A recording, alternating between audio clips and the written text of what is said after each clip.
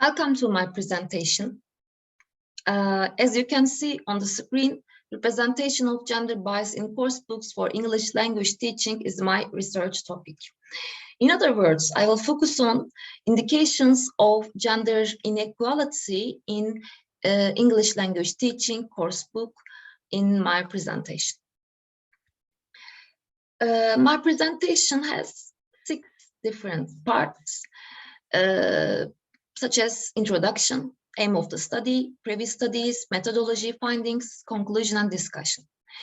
In introduction parts, I will give information about some theoretical information related to gender bias in English language teaching course books. Then I will explain my research questions.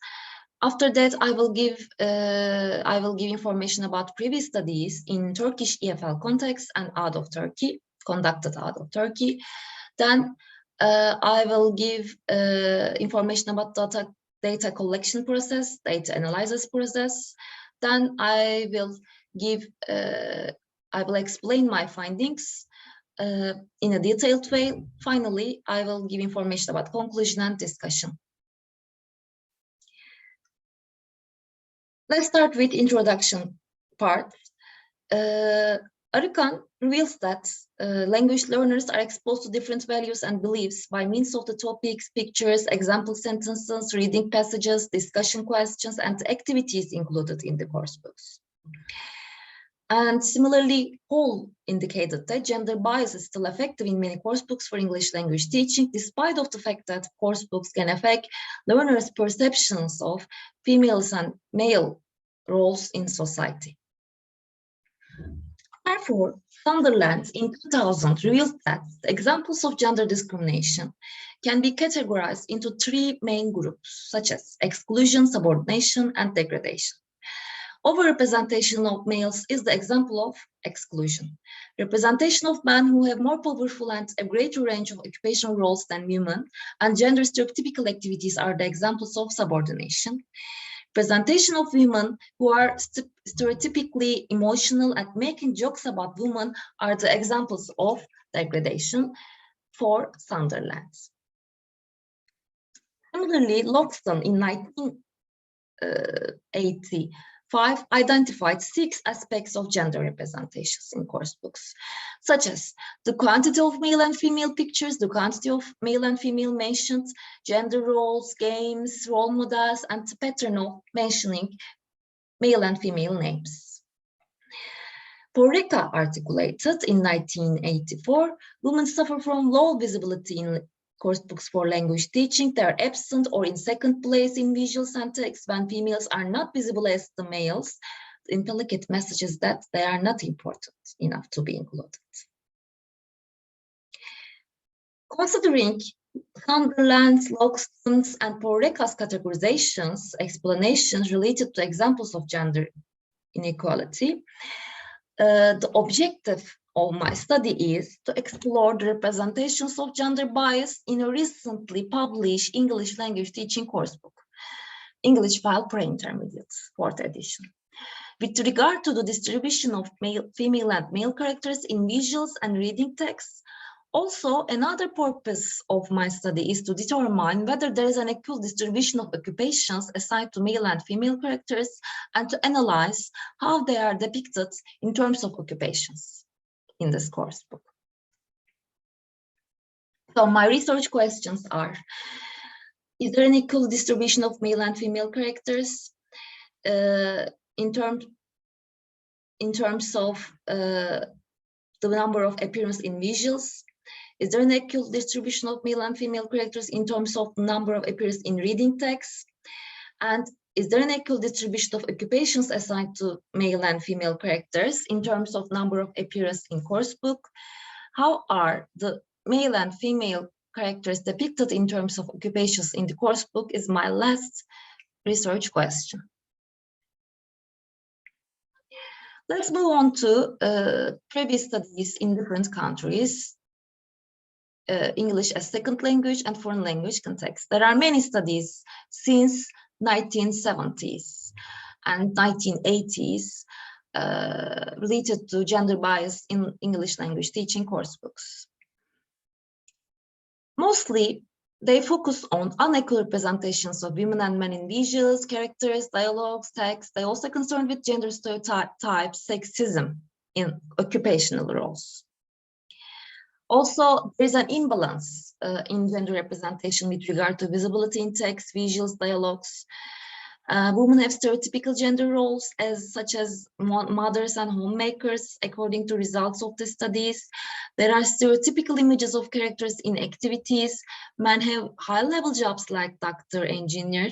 Female characters have fewer occupational roles in some course books. Male characters have principal active roles in opposition to female characters. Male characters were represented as energetic, independent than female characters, according to results of these studies. Just one study has found a clear representation of men and women in course books, such as the Ungas study in 2000, conducted in 2003. The strength of the first studies conducted in 1970s, 1980s is that they represented contemporary feminist perspectives and thus they were ahead of their time, in my opinion. The strength of the new studies is that they investigated not only distribution of male and female characters or visuals in the course book, but also gender stereotypes in social roles and occupations.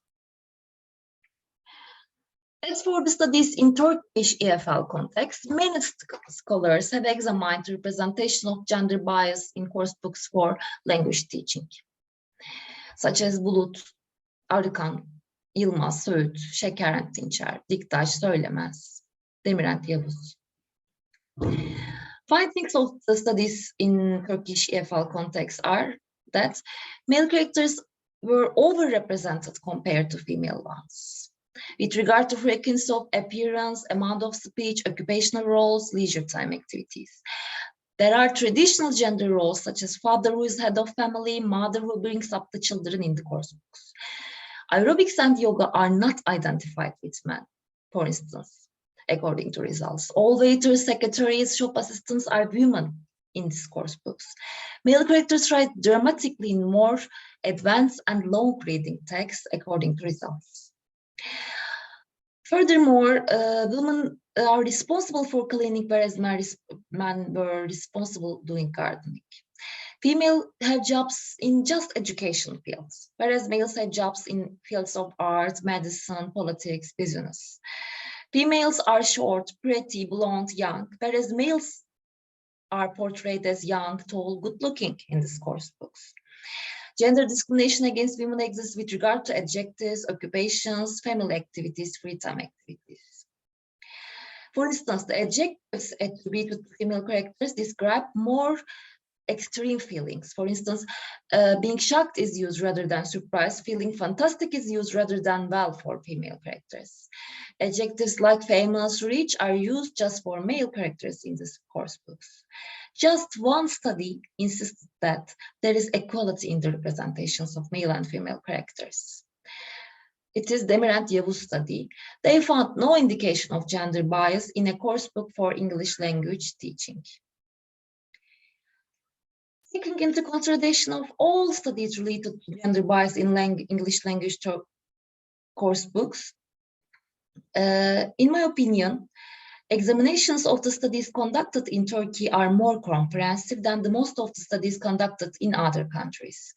The strength of these studies in Turkey, conducted in Turkey, is that they demonstrated gender discrimination in terms of different aspects, such as family activities, occupations, personality adjectives, and free time activities.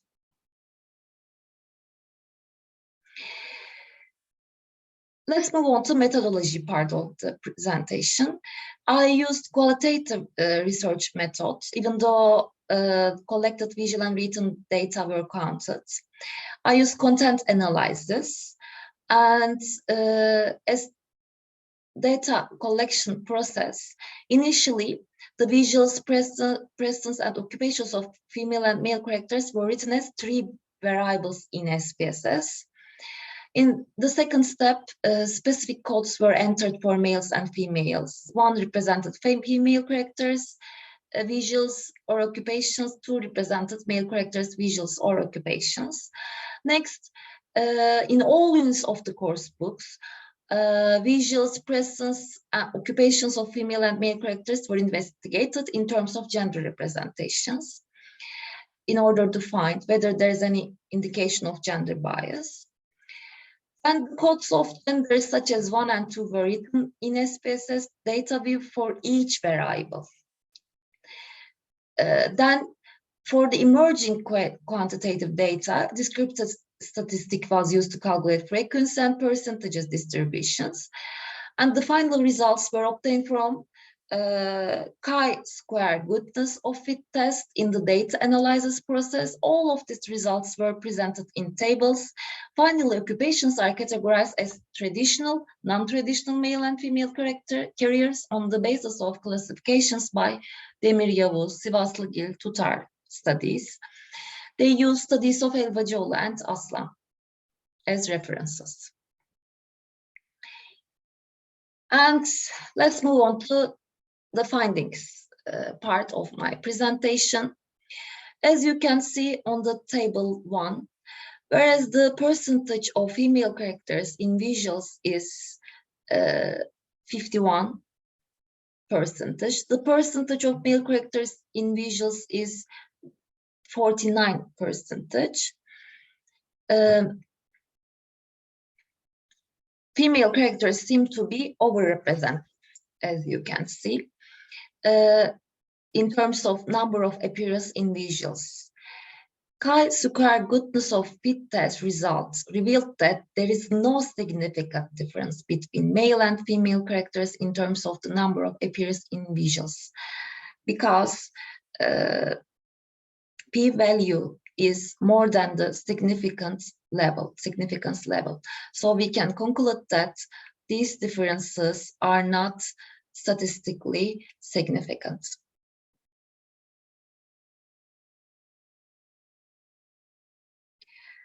As for the distribution of male and female characters in reading texts, as you can see on table 2, it's obvious that male characters are overrepresented in terms of their appearance in reading text of the course book. 58% of all the characters are male, whereas 42% of all the characters are female, according to table. With the aim of making this result statistically significant, chi-square goodness of fit test was conducted, and chi-square goodness of fit test result revealed that there is no significant difference between the female and male characters in terms of number of appearance in reading text, because p-value is more than the significance level, as you can see. And as for the occupations of male and female characters in the course books, 49% of them belong to female characters, whereas 51% of occupations belong to male characters, with the dominance of males by difference of just 2%. Although the number of occupations assigned to male characters are more than the occupations assigned to female ones, number of the female ones 49, number of male ones 51.